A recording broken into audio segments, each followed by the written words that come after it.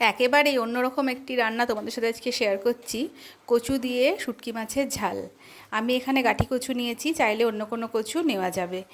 গাঁটি কচু আলু ভালোভাবে কেটে নিয়ে নুন হলুদ জল দিয়ে সেদ্ধ করে নিয়েছি। আর আমি এখানে লোটে শুটকি নিয়েছি, চাইলে অন্য কোনো শুটকিও তোমরা নিতে পারো।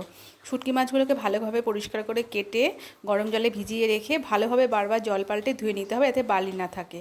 তারপর কড়াইতে বেশি করে তেল দিয়ে পেঁয়াজ কুচি দিয়ে শুটকি মাছটাকে নুন হলুদ দিয়ে ভালো করে ভেজে তুলে রাখতে হবে। তারপর কড়াইতে আবারও তেল দিয়ে গাঁটি কচু আলুটাকে ভালোভাবে ভাজতে হবে। তারপর দিয়ে দিতে হবে রসুন বাটা।